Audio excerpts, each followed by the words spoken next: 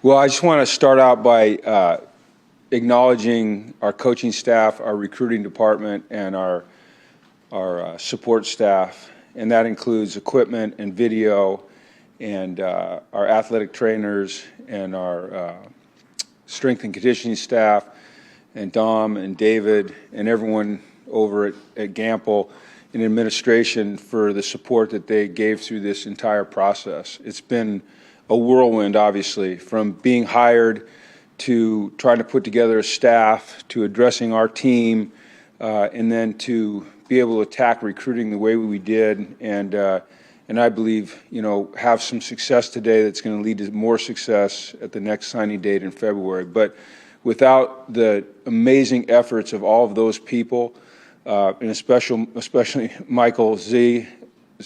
I don't know that I can pronounce his last name without saying it wrong, but the guy was an absolute superstar. And I think this last week, he maybe averaged 4 hours of sleep a night, maybe. And that's how hard he worked. We were working on portal guys. We were working on junior college guys. We were working on, obviously, these high school guys and prep school. And it was like the wild, wild west at times. It was a moving target. And just getting these young men and their families in for the official visits, organizing our coaches to get on the road and see them, and then putting together today's signing event that we did as a staff was amazing and above and beyond. And so I just want to make sure I acknowledge him.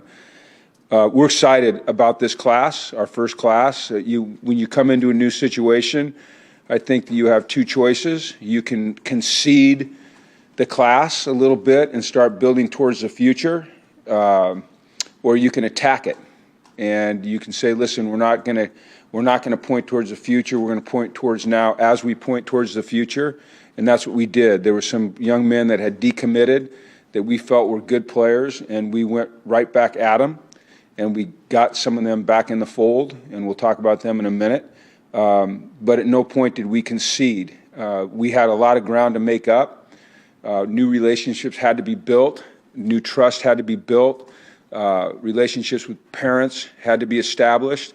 And I think our staff did a tremendous job of that. And so we're really excited about where we sit today in terms of the 2022 class, which is not yet complete, but will be soon. So I'm just going to talk a little bit about some of these young men and then take your questions. We were really fortunate to get what I think is a really good pass rushing specialist that can play defensive end. He can play outside linebacker. We'll see where his body goes in terms of how he is used as he works through his UConn career. But that's Donovan Branch out of Foundation Academy in Chicago, Illinois. This guy had 11 sacks and 20 tackles for loss his senior year. He's a guy that's a playmaker that can come off the edge and create havoc in the backfield. He's also a good run stopper, and he was a guy that was decommitted and came right back in when he saw the vision that we have for this football team. Damon Brenson is a defensive back out of Dillard in Miami, Florida, and Damon never wavered from day one that I was hired, was in communication with him, and just showed excitement, came up on a second official visit, as did Donovan, which they're allowed to do when a new head coach is hired, and just showed tremendous enthusiasm. I think he's a savvy football player. He's got speed. He's got ball skills. When you watch a cornerback play, you'll see a lot of guys that can get themselves in position to make a play, but then they can't find the ball in the air, or they can't complete it, they can't win the 50-50 ball. At the moment of truth, they don't make the play. Damon is a guy that makes the play. At the moment of truth, Damon makes the play. He is not the biggest man. I mean, he's going to be a 185-pounder, but he's a fearless tackler. He'll come up and he'll strike you. And I appreciate that in him. And his name is pronounced Damon Brenson, and he's got a wonderful family as well. Later in the process, we found a tight end F position, a move type, displaced type tight end named Bo Estes, and he's out of Northeast Oklahoma A&M. He is an Oklahoma kid from Tulsa, went to Jenks High School. We think he's a tremendous athlete who can work in space, create matchup problems for our opponents. He can also get on the wing and do some things blocking down and double teams, blocking out on outside linebackers. But we like about him is we like his athleticism, his ability to work in space, and the matchup problem that he presents. In my coaching career on defense, the guys that I had the most problems with were big-bodied athletic guys that you could put in different positions on the field and trying to figure out how to cover them. Did you try to cover them with the defensive back who they might outsize, or did you try to put a linebacker on them that they might be able to out-athlete? I think Bo fits that mold, so we're excited about that. Really excited about Kylis Hicks. And Kylis is out of Baltimore, and this guy is a wide receiver as we see him now, but when you watch his film, you see him equally adept at playing defensive back and corner. He's an explosive playmaker, just a guy that when he's got the ball in his hands, he's dynamic. He makes people miss. He makes plays happen. He gets the ball to the house. He was also a team captain his senior year. So, we're always evaluating these guys not just on their football ability, but certainly their character and how they fit into the structure here and the standard and the culture that we're trying to build. Really excited about Kylis. This next young man fits the mold a little bit of Bo Estes, but he's a kid out of a prep school, and that's Justin Jolie, not Jolly, but Jolie. And he's a 6'3", 215-pound displaced receiver, not a wide receiver, but like what we'll call the F position. Some people call it the H position. Just a tremendous athlete. Still has a ways to go in terms of developing his body, but when you watch him move in space and watch him catch the ball, high point, use his hands, set people up on his routes, and then his run after the catch, you say, wow, this guy's really got special traits. And I think that he's a guy that could come in and contribute right away. He's another matchup problem. He's got great length, but I'm really excited to see how he develops. Wonderful young man. He had 22 touchdowns in his 3 years of high school. For a tight end, those are good numbers. We stayed local. One of our focuses was to make sure that we were giving a priority to this state. And one of the things I learned in this recruiting cycle was that prep schools are a great source of talent, and so we hit the prep schools hard as well as the high schools. Denzel Montale he's from Vancouver, British Columbia, so he's from quite a ways away, but he went to Loomis Chaffee. And Denzel is another big-bodied, athletic guy that played both sides of the ball.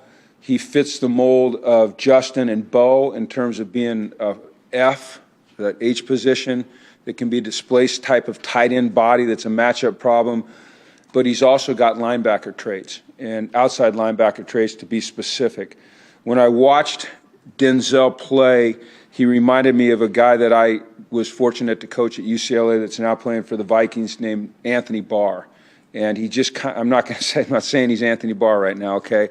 But the traits that he showed on film and his personality and his work ethic and his high character, those were things that reminded me of Anthony. And I think this young man, as he develops, will have a really, really fine career here. Dip back into the prep schools and signed Ben Morawski. And he's from Pennsylvania, but he went to St. Thomas More, and he's a massive man. He's 6'6". He's listed here at 344. He'll probably play around 320, 325. He's got, not that this matters to you in terms of anything that you've heard, but his hands are like 11 1/4. So when he goes to shake your hand, his like fingers came up to here on me. He just swallows you up. He's got size 18 feet.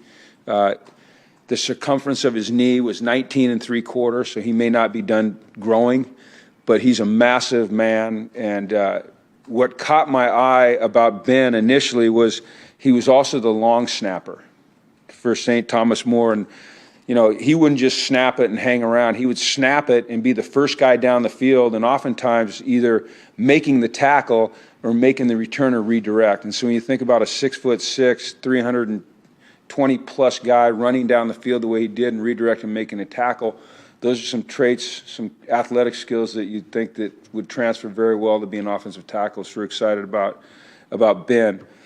Tim Passmore There's another guy like Damon Brenson. He's from Florida, from Cocoa, Florida, and he's an interior defensive lineman.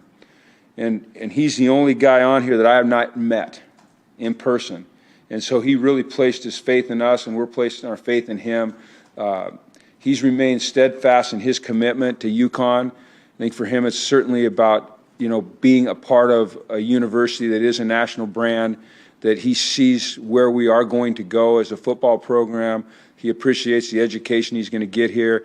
And we've Zoomed, we've talked a lot, but we haven't shook hands. And so to me, that was just a jump of faith on his part. He's a really good football player. I got to watch him play football. He didn't get a chance to watch me coach. So I applaud him for sticking with his commitment. But this guy is an inside defensive lineman who is, he can be a one-gap player. He can be a two-gap player. He's got strength at the point. He can hold the point. He can do some things in pass rush as well. And so he'll occupy one of those inside spots for us. Victor Rosa from Bristol Central in Bristol, Connecticut, and probably most familiar with Victor. The first week that I was on campus, he came over with his mom and his dad, and we went to a basketball game together, so it was an unofficial visit, spent a lot of time with them, developed a tremendous relationship, had a chance to go see him play in person in a game that he'd probably like to forget. It was the game they lost in the playoffs. But when you watch this guy's film, there really isn't anything that he cannot do. We plan to use him as a running back slot, a guy that we're going to try to get matchups. We're going to try to get him matched up on a linebacker, on a safety. We want to get him the ball in space so that he can use his speed, his athleticism, his quickness to his advantage and to our advantage. He's a returner. He played some safety. He may figure in the return game, but he's an offensive player for us and one that we're really excited about. When you went to the games that he played in high school, or you watched the games that you watched on video, it was usually Victor to the left, Victor to the right, Victor up the middle, Victor return, Victor make the tackle. He was all everything. And he was also the Gatorade State Player of the Year. So really excited about Victor, and his dad and his mom are just all-in people. And he's a local kid, and that's really important to us as we go forward. Another young man from Pennsylvania, from Strasburg, is Nate Voris. And Nate was a kid that decommitted and came back on his second official visit and recommitted to us. He's probably along the lines of a guy like Donovan Branch in terms of his style of play. He can be a guy that rushes off the edge. He can drop into space a little bit. He may grow into a defensive tackle. We'll see where his body goes, but we think that he's a young man that can come in and help us immediately and putting pressure on the quarterback, which is something that obviously we need to put an emphasis on. So really excited about him. He played some tight end in high school, but he's going to be a defensive player for us. And then another young man from the prep school ranks. He's from Gastonia, North Carolina, but went to Loomis Chaffee, and that's Brady Wayburn. And Brady is another guy that was committed all along, never wavered, did make a trip up here with his family, got to spend the weekend with him. Another really big man. He's probably an interior lineman, a guard, but he's a 6'5", 300-plus guy that loves football, big, broad-shouldered, athletic guy that we think is really going to help us on the interior. There's going to be, we think, later today, a couple more announcements, but nothing that we're able to talk about right now. So at this point, as we stand here, that's our class. Oh, do we have another? Who did I miss? Oh, I missed. Oh, thank you. Where is he? Oh, I missed. She almost missed Derek Spearman. I'm glad I didn't miss Derek Spearman. Thank you, Pat. So Derek is from Davidson, North Carolina, but he went to Loomis Chaffee. We had some success at Loomis Chaffee so far. That was a great program with a great coaching staff. Their coach actually just left. But Derek is a long, wide-shouldered athlete. And right now he's listed at 6'3", 185.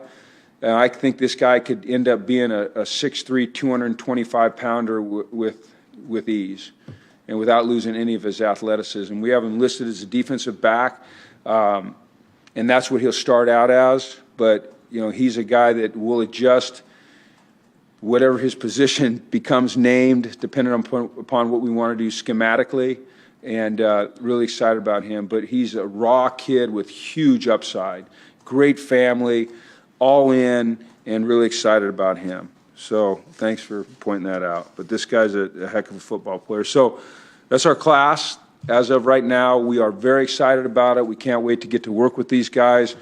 Some of them will be here for spring. Some won't be here until the fall. Those things are still being worked out. But any questions you have, I'd be more than happy to answer. When it comes to a guy like Rosa, has the game sort of evolved to be maybe not positionless, but where a guy 185 pounds or whatever he is can play running back, can play Victor? Slot, yeah, play that. Well, yeah, I mean, he's a 6 foot 100. He's 5'11" and 3/4. So we say he's 6 foot and he's a 190 pounder who can really run. And when you look at his body type, he's got, a big lower body, very well developed. He's very physical. He's very strong. He gives you a lot of versatility because he can run the ball out of the backfield. You can create matchup problems with him out of the backfield or moving him out into space. And when you move him and a linebacker moves, depending on where you put him, you're able to easily define coverage and defensive structure, which is going to help your quarterback make a read and know where to go to. But we're going to work to get guys like Victor the ball in space because he's got tremendous quickness, great burst, and great breakaway speed. Do we want him to be a guy that runs between the tackles 30 times a game? No. But we actually don't want any of our backs to do that because that's just not practical anymore. But he's a guy that can run the wide zone play and one cut and get downhill. But we're going to move him all over the place. He's going to be in our return game. He's going to be covering kicks. He is a guy that you could use in a wildcat, what they call the wildcat type of set, and he does have the ability to throw the ball a little bit. Now, if you went to his playoff game, you'd say you probably don't want him throwing it because he threw 4 picks in the first half. But he was under tremendous pressure. But when you watch him throw it, you say, yeah, this guy can make some throws. So I think he just gives us tremendous versatility. Jim, what were the initial goals you discussed as a staff and what you wanted to accomplish with this class? Well, we felt like there were some positions that we just need to address and try to add good players, and certainly offensive line was one of those. And, hopefully there's some guys we can announce later and through the next couple of days. But with the 2 young men we talked about with Ben and with Wayburn, we added some size and athleticism. And, that was important for us. We wanted to get character young men. We want guys that love to play football, that are serious about their studies, that are accountable, that are dependable and trustworthy, that will be good teammates, that have a sense of selflessness, and yet they have an athletic arrogance to them where, they want to go out and compete against the best on every single play. And we wanted guys that we saw as players that were already developed and ready to play, and then players that we think are going to develop into really, really good players as their bodies, get bigger and stronger, and they become faster, and they get in our strength and conditioning program with Coach Kang. So I believe we addressed those things. So it gives me a sense of excitement. Were you generally surprised by the level of talent, the caliber of talent that you saw in Connecticut and the surrounding area? Did you have any preconceptions that were changed by what you saw? I would say no. I didn't really have any preconceived notions. I mean, things I'd been told, but until I see them with my own eyes, I'm not going to necessarily buy into it. I believe there's good talent in this state, and at the high school level, certainly, and at the prep school, definitely. I think maybe the only misconception I had was what actually prep school talent looked like. I had not been exposed to many young men from prep schools, and I think it's just a great avenue for these kids to go and develop as players, as men. A lot of these guys had Ivy League aspirations, so you're getting somebody that's academically motivated, and they've had a year of development, and their clock hasn't started. So, I was excited about that. But we're going to do the best job we possibly can in this state and in the surrounding area. Like I said, we're not going to concede to anybody. You spent some time the other night in New Jersey. at the New Jersey High School Awards Banquet, Coaches Awards Banquet, and got to meet a whole lot of those great coaches there. Have gotten to spend a lot of time with the coaches here in Connecticut.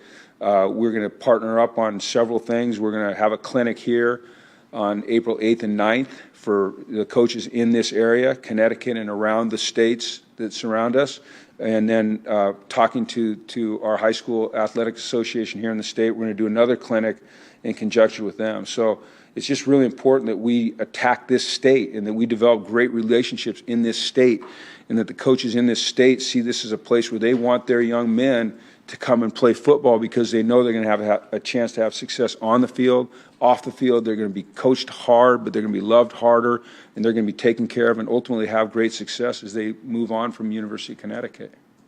You mentioned a lot of players that were trying, that you were trying to make sure they didn't, that they recommitted after decommitting and staying the course, so to speak.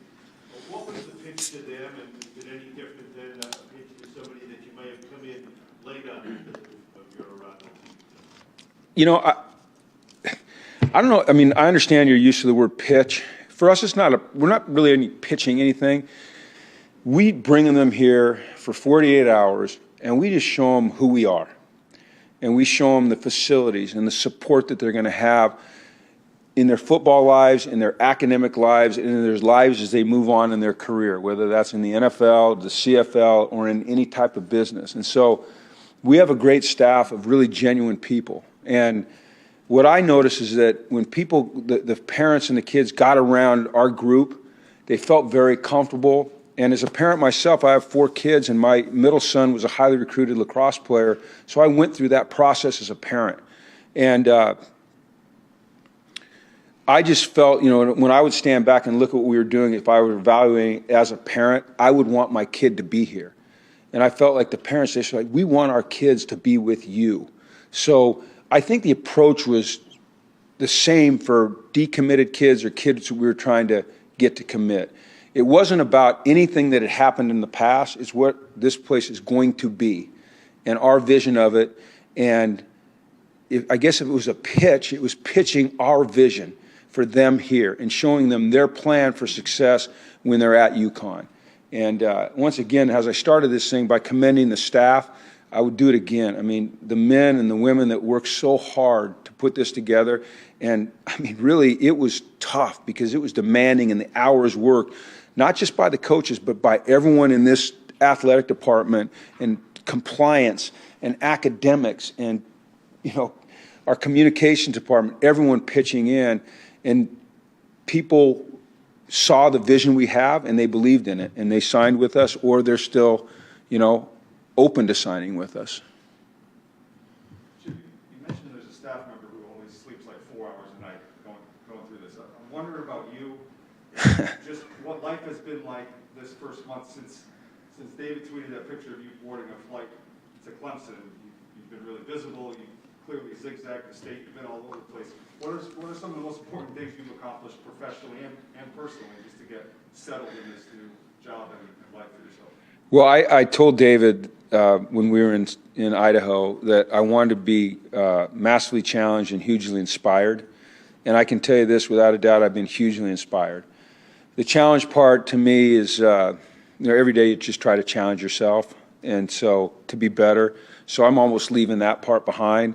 But I can tell you this, every day has been better than the previous day for me. I'm just incredibly excited. I'm grateful for this opportunity. I'm grateful for the staff that we're putting in place. And I've really enjoyed getting out in the community and meeting people and hearing what they have to say about the players in this state, about our program, about this university. I think there's a tremendous amount of pride in this state for football. And that has been very apparent to me in the people I've talked to. And I want to acknowledge that. And I believe it as well. I take pride. This is my state now as well. This is my school now as well. And I've just been inspired. You know, it's been great. I can't wait to get up in the morning and go again, you know. Now, Z, he went above and beyond. I mean, this guy I mean, we actually had to send him home at one point. We had to physically take him home and say, you are not allowed to come back for like 12 hours, because otherwise I'm not sure that he would have made it. All right. And it was a fight to get him out of here, an absolute fight. And you love those types of men and women working with you and for you. But we also have to have some balance. But it's been amazing. It's been awesome. I've loved every single second of it. There's not one thing that I haven't just been excited about. Jim, on this list, I don't see a quarterback. Is that something you're looking to address? What's your strategy for recruiting quarterbacks every year? Well, we're gonna sign a quarterback in every class. We have work to do there, and we are doing work. We're doing work in the portal. We're doing work with high school players, and there will be things to report as we move forward. But as we stand here right now, there's nothing to report on that, other than we are being very aggressive there. And when you asked me earlier what our priorities were, offensive line and quarterback, but I was trying to dodge that one. Now you bring it up. So. Jim, what was the most common question or concern that recruits and their parents expressed to you when you were meeting for the first time? What was the answer that you had to have for them? Recommit or pull the trigger? That's a good question, and it was a consistent question with every single one of them, and that is the conference, not being affiliated with a conference. And this is what I told them, because this is what I truly believe and feel, is it just doesn't matter. It just doesn't matter, and it shouldn't matter. It doesn't matter to me, and quite frankly, it shouldn't matter to them. You know, yeah, being in a conference would be great. You get a chance to play for a conference championship, okay? And that's great. And there's an automatic bowl berth if you win that conference championship. But when you come to UConn, you get a chance to play against some of the best football teams in the program on the biggest stages in football. And if you are a competitor and you want to challenge yourself against the best, okay, then you want to come here and play against Michigan, Ohio State, and Syracuse, and Boston College, and Virginia, and all these other schools. And I don't want to leave anyone out, because I don't want any bulletin board material, okay, for them. Well, he didn't talk about us, okay? But all of those schools that we get to put on our schedule are opportunities for us to compare ourselves to the best in college football on big stages. I know this, that David Benedict, our athletic director, will do what's best for this football team and for this university in making a decision moving forward. And whatever he wants to do, I'm all in with it. I love the chance to go play against great football teams anywhere in the country. And that's what I told the players and the parents, and they all said, you know what? Yeah, that's pretty darn good. That sounds pretty dang fun. And if you're a competitor, that's what you want. That's what you want. You want to go against the best. Okay, well, thank you guys very much, and ladies, very much. Appreciate you, and hopefully we'll have more to report later. Maybe we will. We'll see. Thank you. Is there a target number you're looking at? Is there It's a moving target. There is a target, but not a number. This thing's very fluid right now. With the portal and everything. It's a really interesting situation. Very, very fluid. Thank you.